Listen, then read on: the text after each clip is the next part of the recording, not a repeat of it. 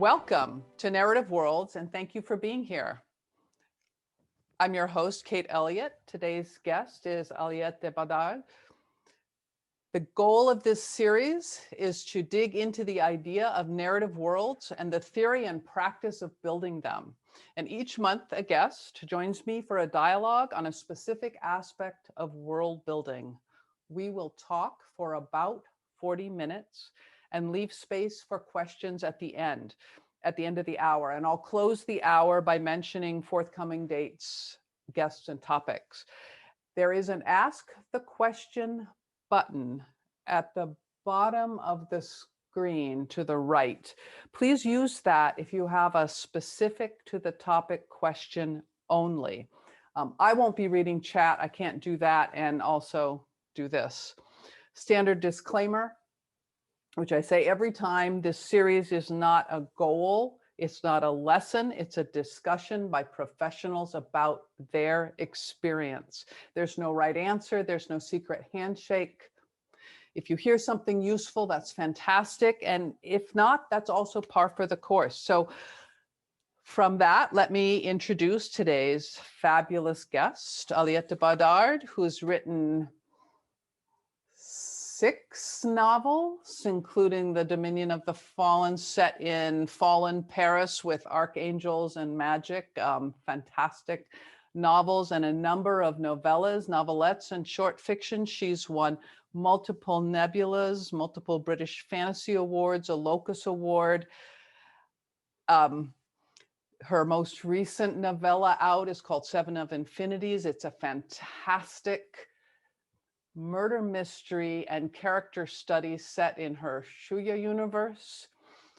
And is there anything? And she's speaking to me, she's coming to us from Paris, where it's colder than it is where I am. I suspect. This is just my standard background, because otherwise you would be seeing my very fancy white walls, which is not terribly exciting, or a choice of how dark it is outside. Very, very dark, very, very cold.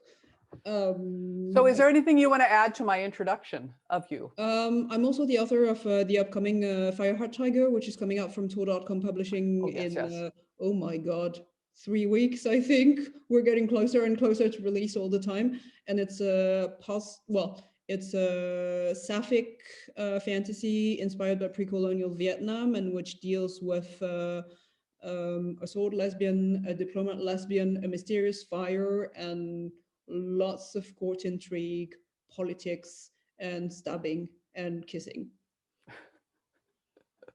And not it's necessarily in that order or involving the same people. No, not in that. And I've also read that, and it's also great. I'm excited for that, and it's got a gorgeous cover too, because I like those details. And that's what we're going to talk about today: how to use small details to create worlds. But I wanted to start, if you don't mind, to ask you how you define, or what does world building mean to you?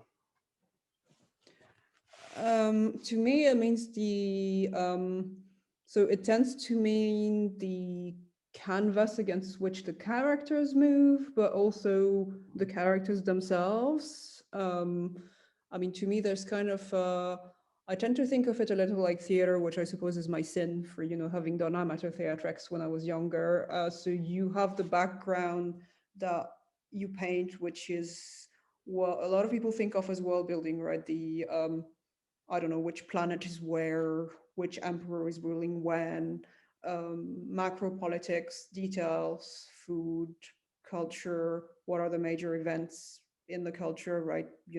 What happens at birth, at death, how are marriages managed, what kind of customs are around weddings, that sort of thing. And to me, then, this is the canvas against which the characters move, because characters being raised in that world come with a series of assumptions that may or may not be the dominant ones, right? You may have a character who is very atypical in, for instance, the Vietnamese world, somebody who does not respect their parents and does not have any filial piety is possible. Everything is possible, right? But the fact that this is frowned on, likely, by most of the people they evolved with, they evolve in the same sorry, I'm using a French word, um, with most of the people they hang around with, right, is going to affect how they deal with people.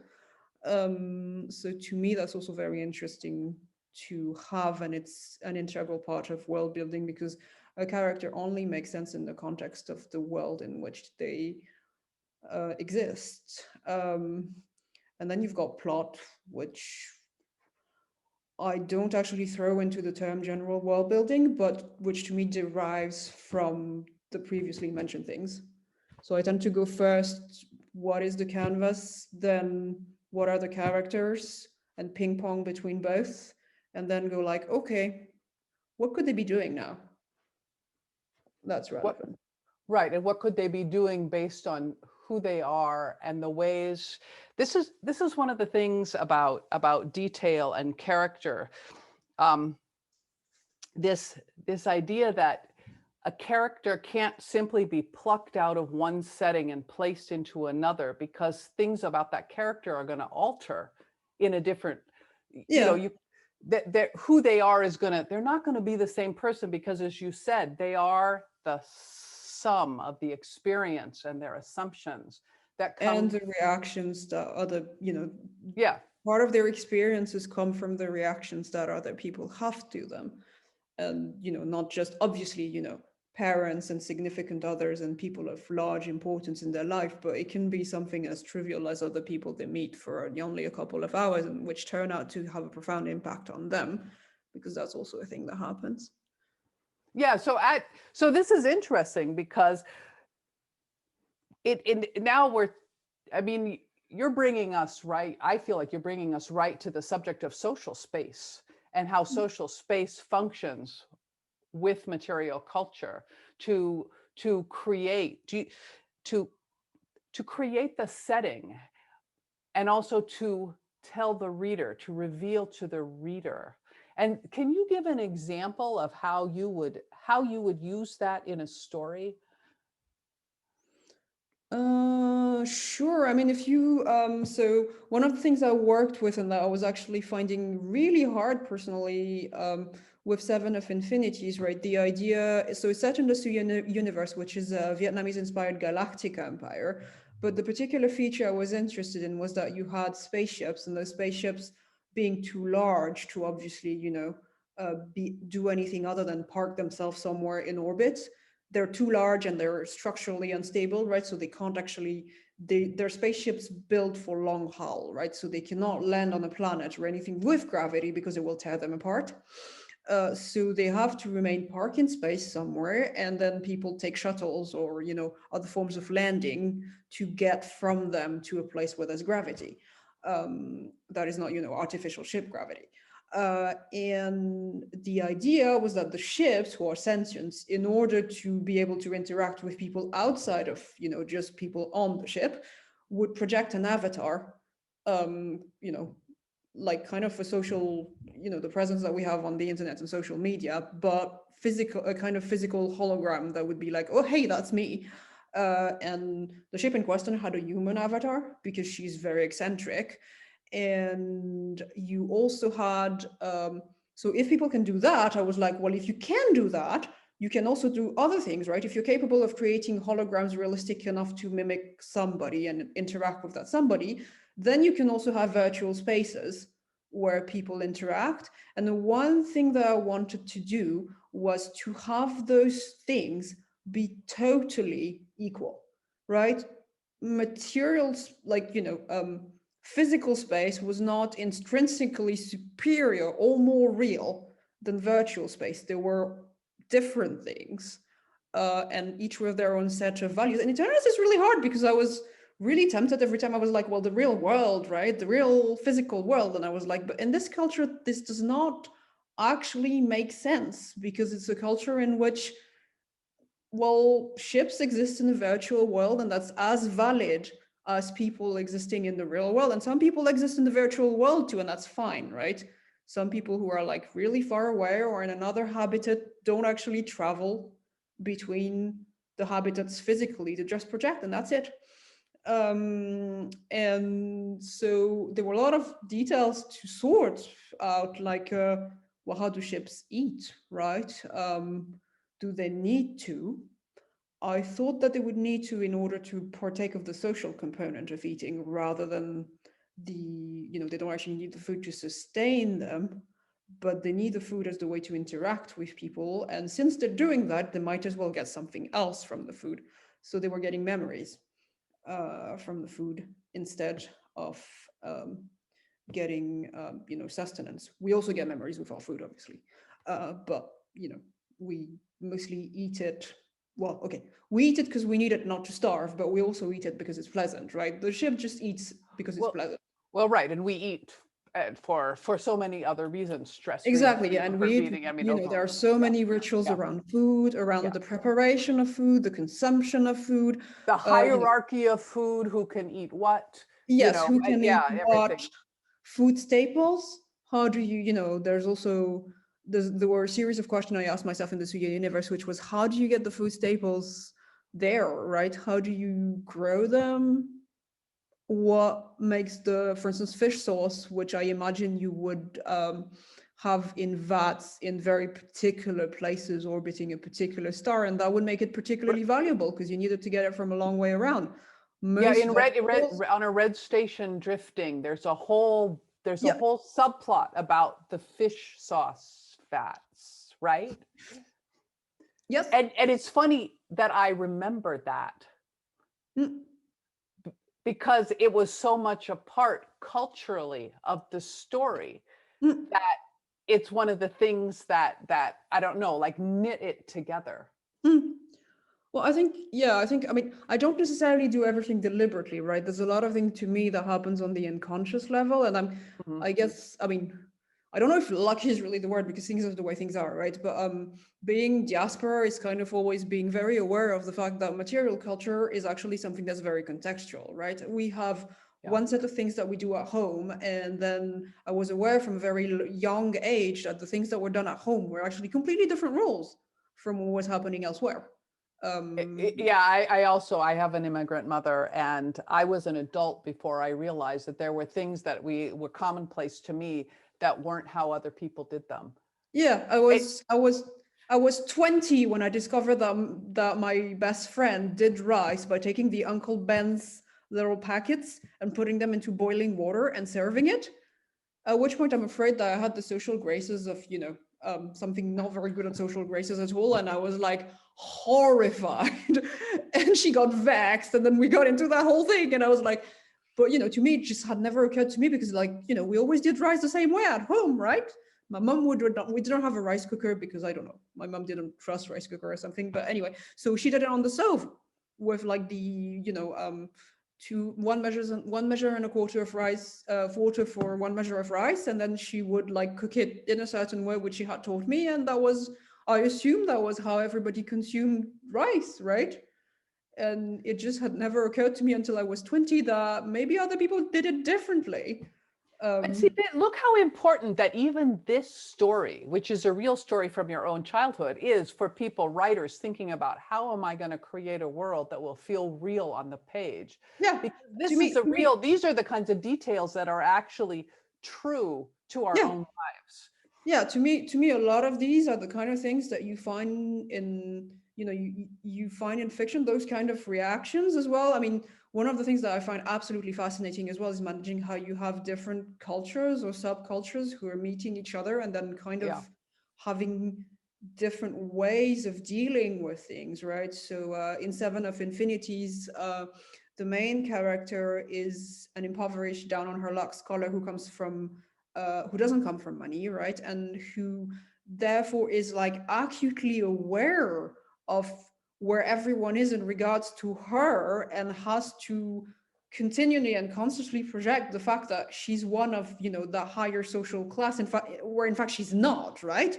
Because she's so insecure and she feels like she doesn't belong there. So it becomes very important to go like, okay, I must look like I belong here. My livelihood depends on it. Somebody who was actually an actual scholar from a good family would just go like, at one point she's very bitter about it. She's like, somebody from a good family and who would have come from generations of wealthy scholar would not worry about any of this. And she's kind of envious. Right. She's very aware of the fact that she has to perform a kind of game of masks in order to survive, and her friends do too.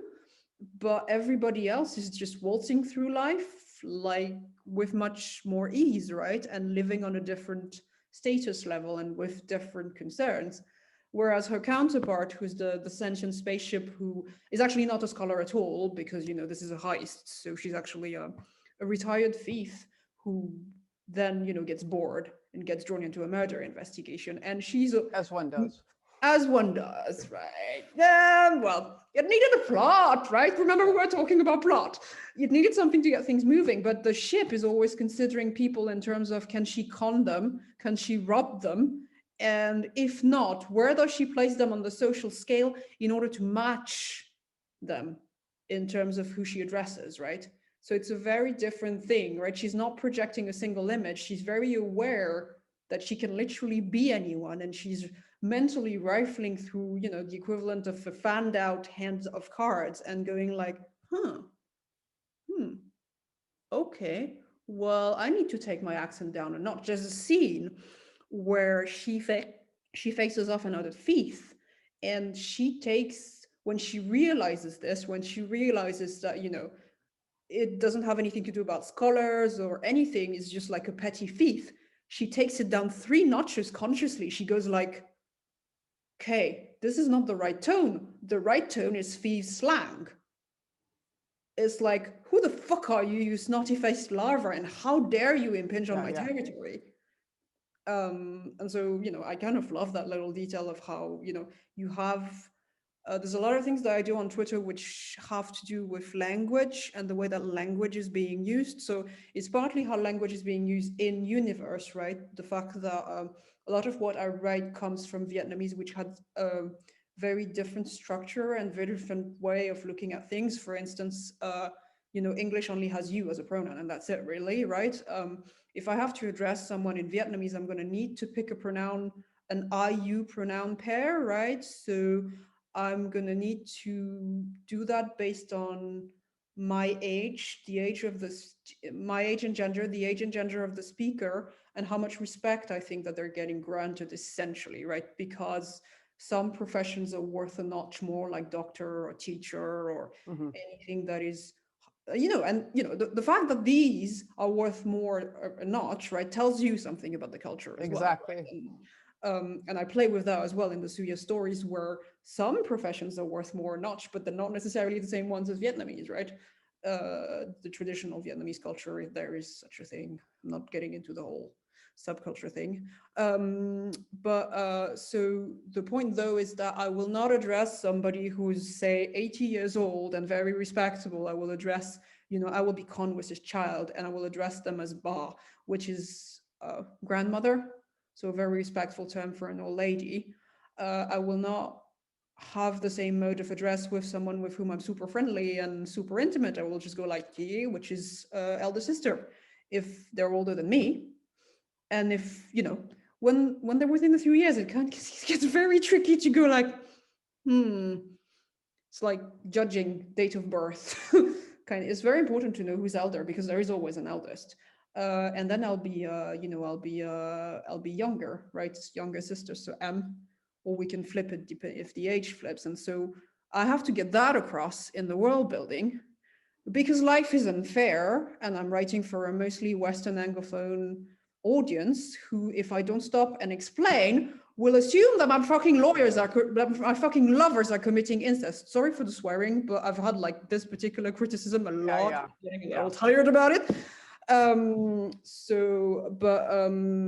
guess what I'm trying to say is there's that, but then there's also different attitudes depending on which part of society the characters are in, right? And that's something I pay a lot of attention to, because you get different registers, different assumptions, right? Well, and then they, as a writer, looking for plot, when the world is built with this level of social and character detail, the understanding of where people fit and what their assumptions are and how they'll react to each other, then you're already creating scenes. So it's like, I have to write this scene where person A comes into person B and they need a piece of information from them.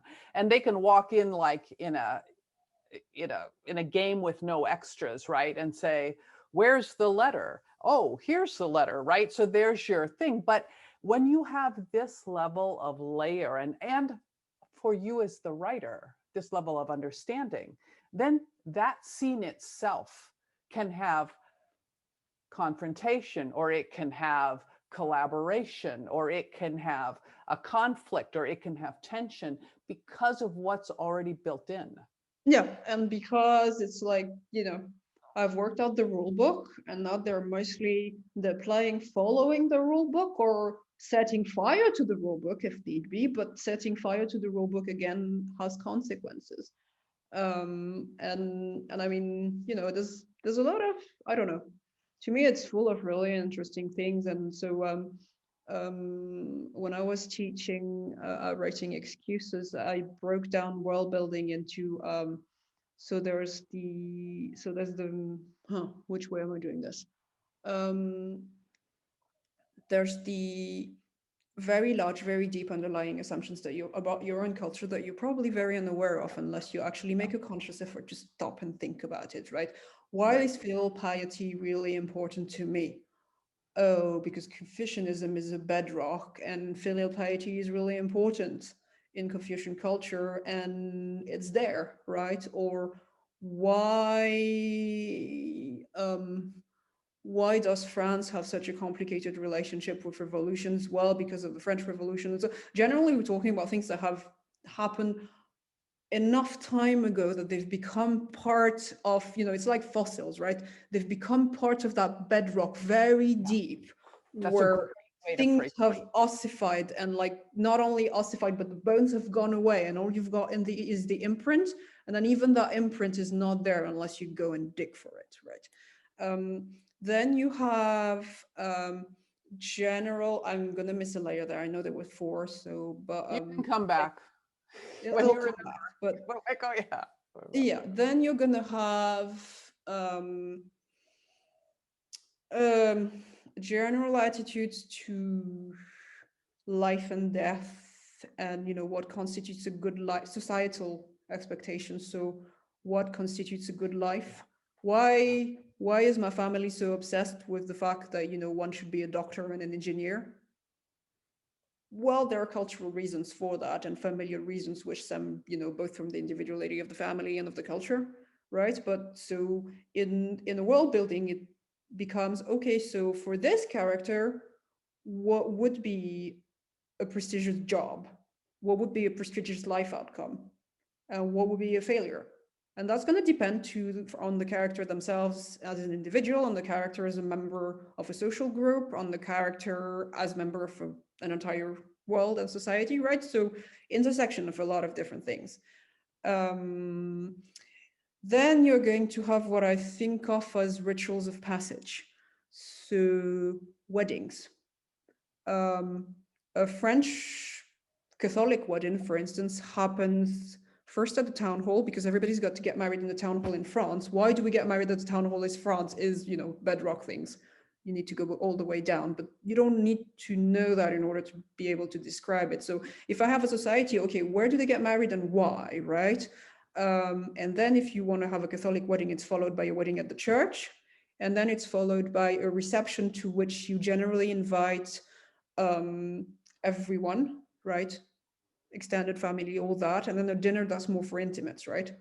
I say intimates, but my wedding had 200 people. So it really depends what you consider intimate, but compared to the reception, which had a lot more, right? And then the first dance of the evening after the wedding has concluded is a waltz, where the father of the bride starts the waltz with the bride, and then the next waltz is with the husband of the bride and the bride. Symbolism very obvious. Why is it a waltz though, right? Right. So it's like, okay, so what are the important rites of passage? For instance, I could imagine a spacefaring culture in which the most important rite of passage is your first spacewalk, your first spaceship, the first time you go on a spaceship, right? And then, what constitutes a wedding? What are the ceremonies around the wedding? If you have a child, how does the pregnancy go?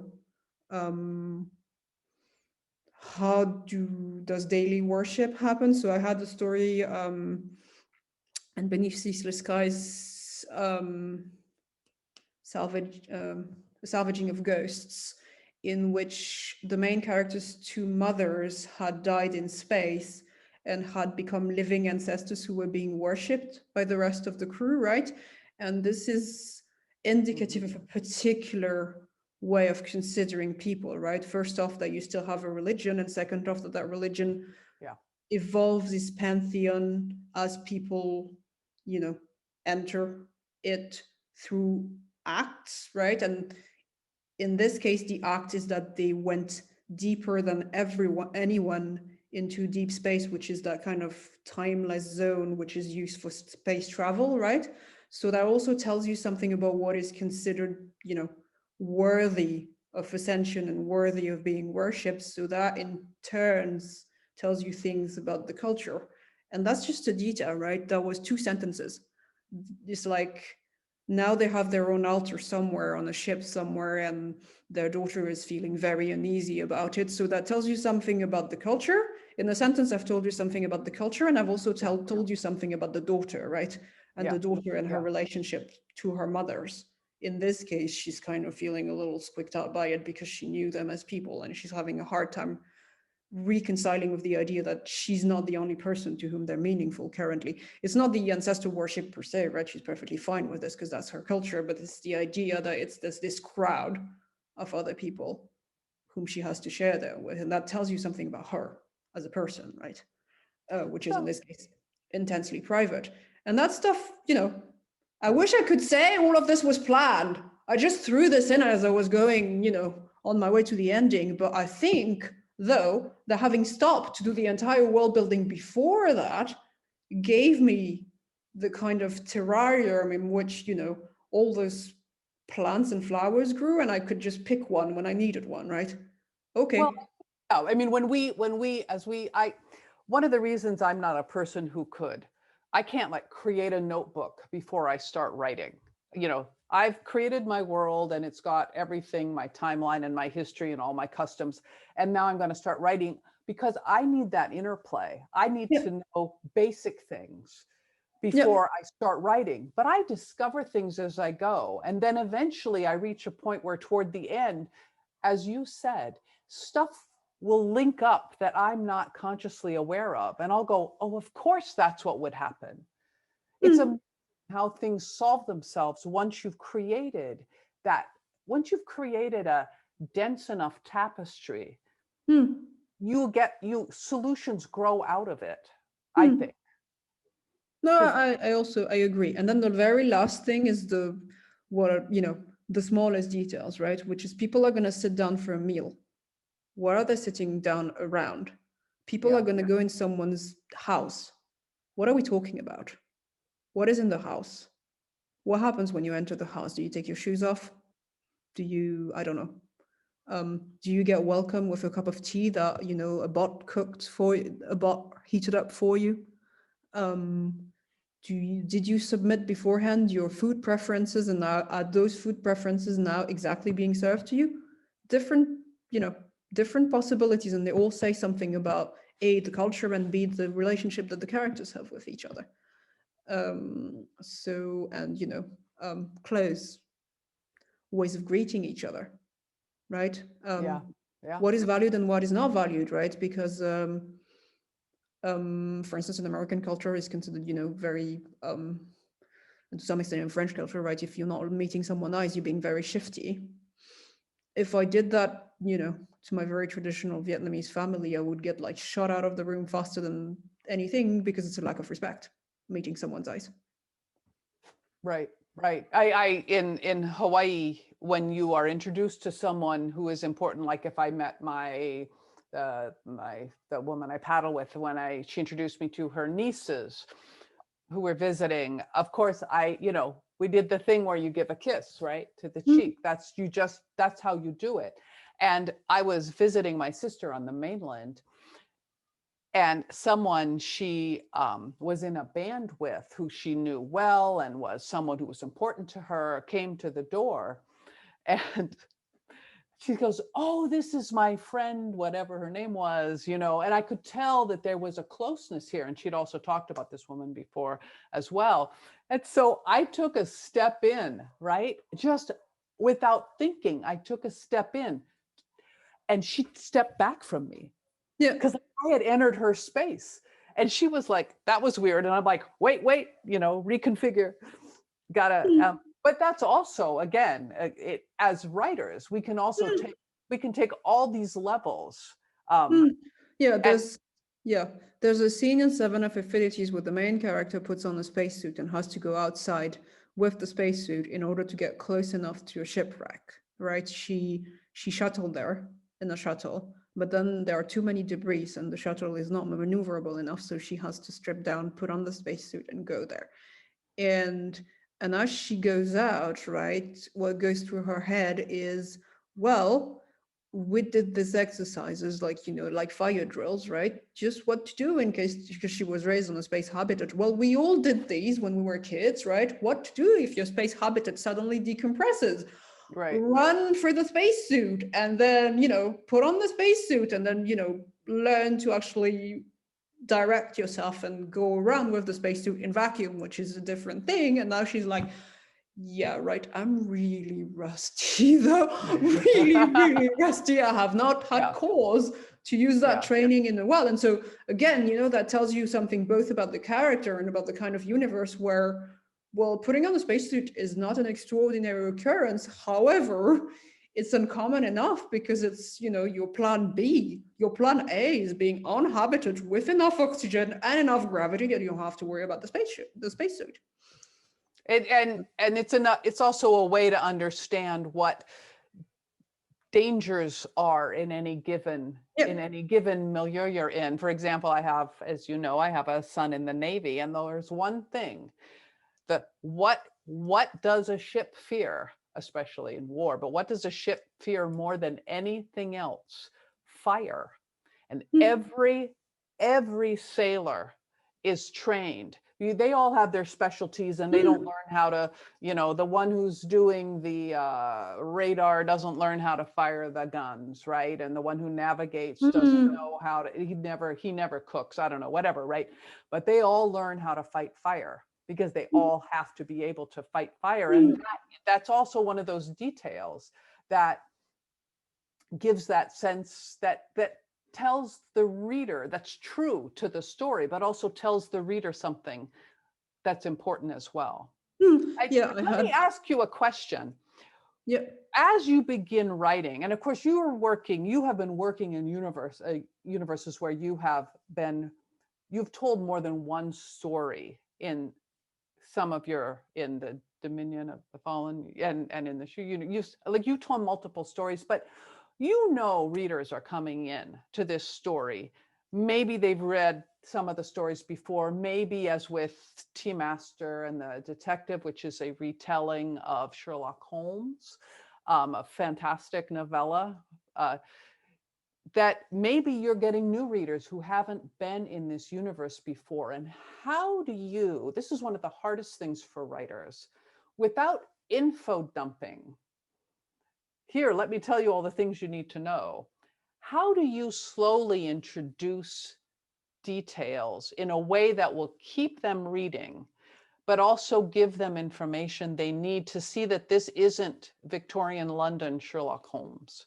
I mean, not that specifically, but also in more general terms. Well, I think first off, one thing that I'm terrible at in the first draft, but I always need to do in the second draft, is that opening in media res is a terrible, terrible idea, and I need at least like 2 extra paragraphs compared to where I think I should be opening, right? Because I'm like, well, let's open when the body hits the floor. And I'm like, okay, that's too much, because I'm like, there's a body, it just hit the floor, which creates a particular sense of urgency, right? And then I'm like, back up, how did we get there? So in Seven of Infinities, I actually had the, character walks in, gets murdered, and within the first 3 paragraphs, and then the investigation was supposed to start. And everybody was like, Aliette, what the hell is going on? That was me. I made a that story. Yeah. Also, like, also a bunch of people who read it, and everybody was like, ah, yeah! So, and I had the same thing happen with Team Master and Detective, right? Which is that I realized that I could actually go, well, there's a bridge scene, right? The bridge scene is, so it does have tension of its own, right? Which is the main character suddenly finds the sentient ship in her space. The sentient ship has no particular reason to visit her, right? And the sentient spaceship is going like, hey, just so you know, you're gonna get thrown out of the poetry club, which, you know, getting thrown out of the poetry club is not great for a scholar, but also she knows, the main character, right, that she's gonna lose her job if that happens. So that Right. creates a sort of sub-urgency of like, this is not the body's gonna drop, right? But there's enough of a metaphorical fire being lit that the reader's attention is being engaged by this bit of plot where the main character is like, shit, I'm gonna lose my job. And the mission ship then goes, well, you know, you could appeal because that's a stupid reason to lose your job. And the main character goes, well, I have dark secrets, so I can't really appeal because it would get worse. I mean, she doesn't actually say that to the ship, right? So, but there's this whole social interplay of like, okay, I can't actually tell this to this person who just showed up to help me. And incidentally, why did he just show up to help me, right? So having this space that's a little quieter than the body hitting the ground actually helps with, okay, I'm going to tell you about this society where poetry clubs are important. I'm going to tell you about this society where sentient spaceships are important too, right? I'm going to tell you about what happens when somebody breaks the rule in this society. In this specific case, there are no penal consequences for breaking the rules, but she would get hounded off of polite society, which would work out to about the same for her, right? So this is a society which has, you know, aversion to scandals, right? Scandals can drive people out. Not the case of all societies, right? And what is considered a scandal? Again, right? So, okay, falsifying one's credentials as a scholar pretty much qualify as the scandal. So, and that tells you something because, for instance, in Victorian England during the season, it would have been, I don't know, breaking off an engagement for kissing someone else, right? Which tells you something else about the society. So that scene enabled me to just like go, okay, what do I need and when do I need it? And it also, so the other thing I have running in my head is the hierarchy of urgency of things, right? There's a number of things that the readers are going to need to know right off the bat, right? Okay. The first one is being, there's a sentient spaceship and this is how they physically look and this is how they're physically able to be there. That's number one, right? And the main character is a scholar and she's in this kind of environment physically. So these are about equal, which is where are we? Who are we dealing with? And how are they here? Right? Yeah, and I think I just will, I want to like really follow up this hierarchy of urgency of what the reader needs to know and not putting in something that you're excited about. I mean, as the writer, we really have to think about, does the reader need to know this now? Can they find this out later? Yeah, for instance, the fact that the main character has falsified her credentials is key to the plot, but is it urgent? No. The reader can wait a couple of pages to figure it out. In fact, the reader can wait until the information becomes relevant, right? Which is when the ship says to the main character, hey, you should appeal. And the main character immediately goes, no, I cannot. That would be a terrible idea. And at the same time that she's doing this, thinks about why that would be a terrible idea. And this is the perfect moment to introduce it because the reader is asking themselves, you know, the question of, hey, why don't they just do that? Yeah, why don't they just do this? So it does not matter if at that point I have a 2-sentence info dump because there's now space in this reader's head for that info dump, right? They need, you know, yes, because what you're saying is space in the reader's head, and when you put the information in at the wrong time, it gets lost. It's so sometimes people talk about how, oh, you don't need many details, and I think that, you know, that pacing is the most important thing. But I think, and we've discussed this before, this idea that it's not that you can't write a great story with very few details, but a lot of times few details mean that we default towards a so-called universal or expected or an unexamined assumption. So if a person walks in a room, if the ruler walks in a room, and we read that story 10 years ago, we'd assume it was a man, right? Because a ruler would equal a man. And so as writers, we're always fighting those things. But the flip side of that is that details create the richer world, and details help us examine assumptions. But at the same time is you can have a lot of details if you put them in when they're needed. Yeah, I think I mean, I would have to double check the draft, but I think in Seven of Affinities, I originally had them in the second rewrite of that scene. I originally had the main characters serve, virtual food to the ship, and the ship going into a whole tangent about the virtual food, and I was like, it's great, right? And how the main character had recreated the virtual food and what made the food special, right? And I was like, it's great. It's totally the wrong place because nobody cares about I mean, it's interesting details, right? You need texture. Is the texture currently more important than all the other question the reader has in this opening? No, it can wait, right? I can wait to play that particular hand a little later in the book. And there's also that element where the more the reader knows, so that if you wait to play that hand, the reader will come to that meal with more knowledge, and it will have more emotional resonance for them. And they can even put together some of those things. Oh, she served her with that cup. Now they know what that cup means. And actually, I think as a writer, few things are as gratifying as when, without stating it, the reader gets the connection because you created that understanding. I mean, the way we're building. Though I have to say, as an author, the main thing I needed to work out was making the connections more obvious, because I tended to underplay my hand significantly, and people would be like, what? And I'll be like, line 4 on page 15 is where it happened. And my editor would be, Aliette, no. Several editors actually were like, Aliette, no. This one you need the flag for. I mean, and you do. Some things you've got to have flags for. And some things I think are more, wasn't it Akira Kurosawa who said that details aren't bad? I don't know if it was him. But I like to think it's him. People were saying pacing is everything. You can only have details in that you need for the story. And he said, no, details help create the world that the story is in, so that the reader interacts with it and responds to it. And yes, and that makes the reader invested into it. But I remember, for instance, I think it was in the Dominion of the Fallen series, there's something that I never got around to explaining, and it's fine, right?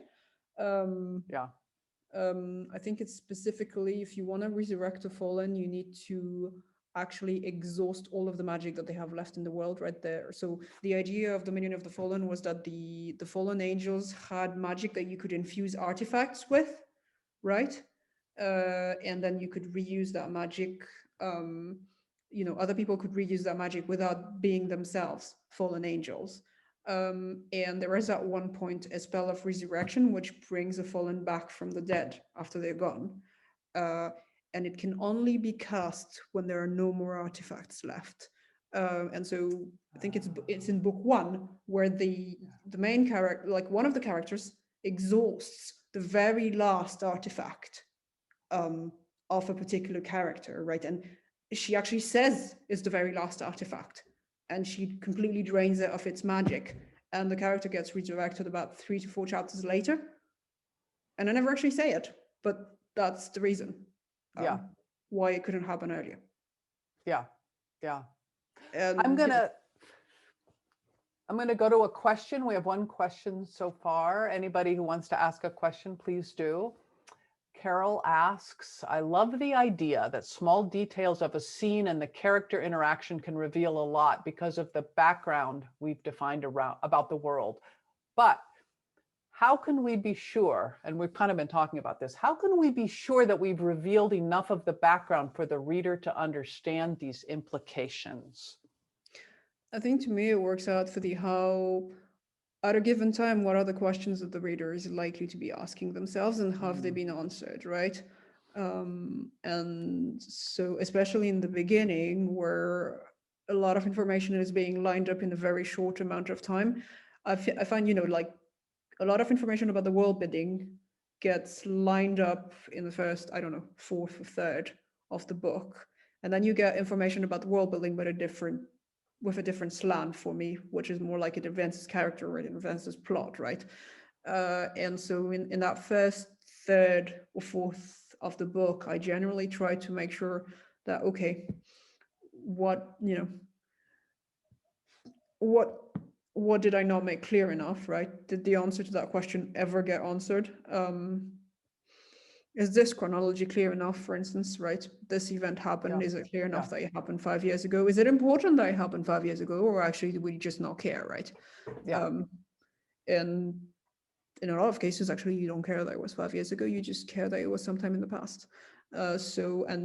Numbers like this tend to stick in the reader's mind for no good reason at all. So my policy was like, okay, don't need it. Cut it. Yeah. It's also a question of balance of like, if I have 3 paragraphs of straight up information, do I need them all?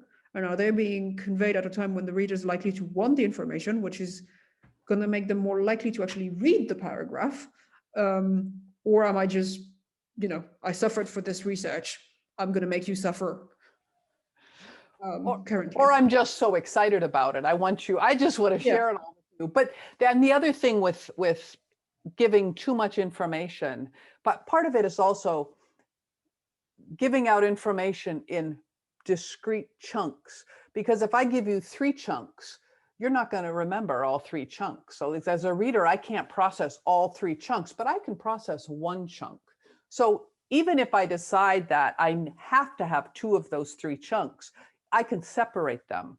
And as you say, put them where the reader is asking the question at the moment they need the answer. And that's hard to do. No, that's very hard. And the other thing, the more counterintuitive a thing is, the more times you're going to need to reinforce it, right? For instance, the idea that, using magic makes you very tired and likely to faint is actually not that big of a stretch, right? Because, it's like when you've done a big run, right? So I'm probably only need to say that once and you'll remember it because it makes sense. If based on our own experiences and understanding. Yes. Yeah. But most people's own experiences and understanding mean, is going to line up with this, right? Yeah. If I tell you that magic requires a blue fish in order to work, you are probably going to need a couple of repetitions of this, because why the hell a blue fish, right? So either I come up with an extremely good reason in the universe. I really love like myths, fairy tales, stories, because this is how we make sense of the world as human beings, right? So if I tell you a powerful enough reason of like the first magician used a blue fish, and I give you a reason why the fish was blue and how the magic came about, likelihood is you're going to remember it better. If I just say it's that way and there's a blue fish, I'm going to need to say it 2 or 3 times. Just to make sure that you get the point, I'm going to need to go like, okay, magic requires a blue fish. Then I'm going to have a character do magic using a blue fish. And then possibly 2 other characters talking about how using a blue fish is great and how we've tried red fishes and it didn't work, right? So several modalities, right, also. So being told in straight up info dump, seeing it in a scene, seeing it, hearing it, reading about it being discussed. Other ways that I can't think of because it's late here, but reinforcement using different modalities, right? So the more, and counterintuitive is such a loaded word, because what is intuitive and what makes sense to us is going to depend to a large extent on what culture we were raised with, right? There are, to this day, there are things that happen, in French culture that I find a little counterintuitive because it's not wholly the culture I was raised in, right? Sometimes we'll be discussing other stuff. You'll say something and I'll go, what is that? Because it'll turn out it'll be French. It'll be a French thing and not a US thing. And that's one of the things that you've already discussed this, that how we bring our own assumptions in and how important it is for that a writer must.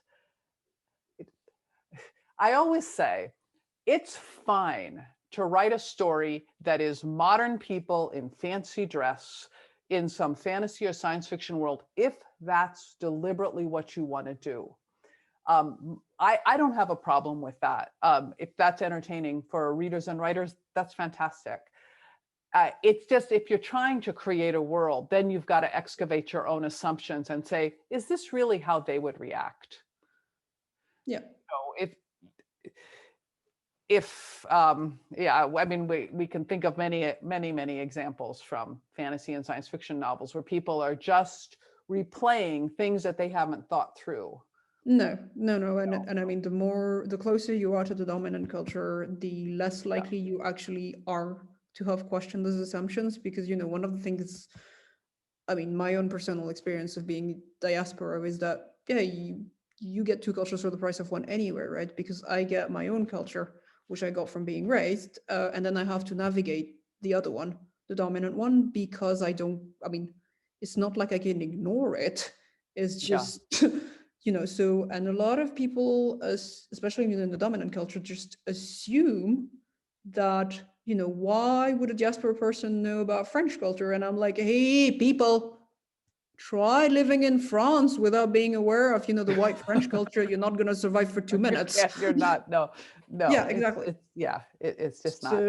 So I think, I'm not going to say benefits because quite frankly, there are a lot of sucky parts about this, but one of the clarities that it brings is okay, people can think a different way and there are different ways to do things, which is not to say that, I also bring my own biases to the table and, even about, my own cultures, I bring about my own biases and, my own, the social class and the social background I was raised against carries its own sets of assumptions about culture and other social classes and backgrounds and all that sort of thing. And in some cases, I'm carrying the baggage of, stuff happened in my parents' and grandparents' generation that I'm not even aware of, right?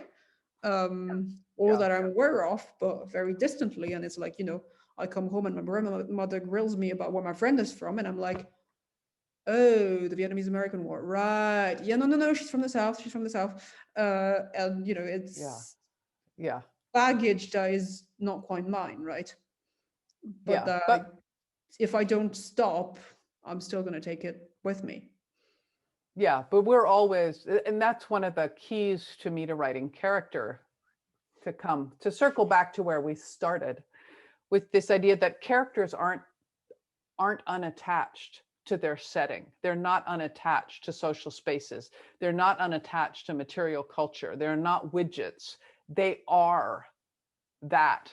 They are in that ocean. Yeah, and the thing that I very often say is that you can write a character who, kills their mother in the very Vietnamese Confucian culture. But if nobody has any comments about this, I'll be like, okay, the character was fine. The overall reaction of everybody else is completely off. Right. Don't be the cartoon version of Mulan where at the end she's brought to meet the emperor and she hugs him. Anyway, I'll never get over that. I mean, talk about a bad call for whoever wrote that script. That's okay, because then they made modern Mulan and, we can bitch about I haven't seen the other one. So, I've mostly read my friends' takes on the subject, which was enough to convince me that actually Nirvana on Fire and other C-dramas were great. So we are getting close to the end. If anyone has a last question, put it in now. Do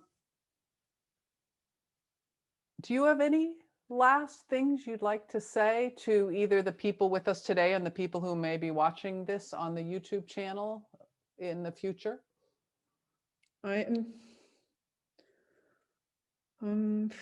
You don't have to. It is late for you. Much later for you. Yes, it is very late. No, I think I guess, the again, and this is going to be unfair, right? If you're not part of dominant culture and if you want to bring your own cultural assumptions to the table, it's going to take more space, and people are going to misunderstand it more, and you're going to have to Yeah. say what the fuck a lot of times, right? And it's just unfair, but it will happen. Yeah. One day I have faith that we're going to get to a stage where this is not going to happen, but I don't think we're there yet, right? So right. And so sometimes when people complain about details, it's easy to write a book with fewer details when you're just writing the dominant culture everyone assumes they know. It's yeah, exactly. harder. You have to put in more details if you're trying to create something different. You have to put in more details. You're going to have to put in more work with characters and stuff. A lot of people are still going to say, well, I couldn't connect with the characters, and you're going to want to strangle them, because this isn't about the characters at all. So I guess it's just a question of being, stubborn enough with the whole thing.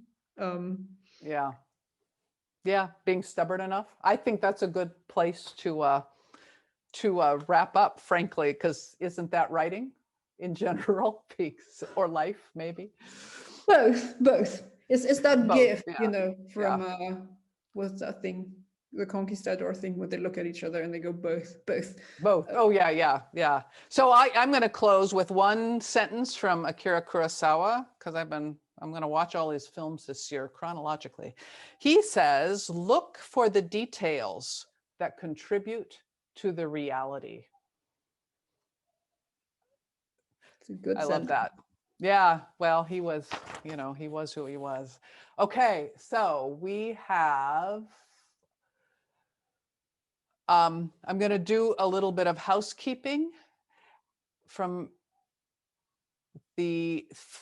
some of you will be leaving this session to go to the writing session. There's a writing date that follows right after this. I believe this week is David Gerald. There will be the third Sunday of every month. I will have more guests. Ken Liu in February on the 21st on world building through technology. It's not about the machines. Ken wanted that topic specifically, or he asked for that topic. He made that topic. Rebecca Roanhorse on March 21st on archaeoastronomy and the cosmology of a world. Nyla Magruder on April 18th on the visible and tangible as detail in background setting. I have to add someone in May. I thought the Nebula conference was going to be in May, but it's actually in June. So that's coming. I want to thank everybody who is here with us today, and thank any of you who are listening to this whole thing on YouTube. Thank you. And I want to thank SFWA for making this platform happen. Nathan, who's our tech guy in the background. And thank you most of all this week to you, Aliette, for coming all halfway around the world. It's amazing. In our virtual presence, right? Thank you for having me on, and thanks to SFWA, and thanks to Nathan as well. Sorry.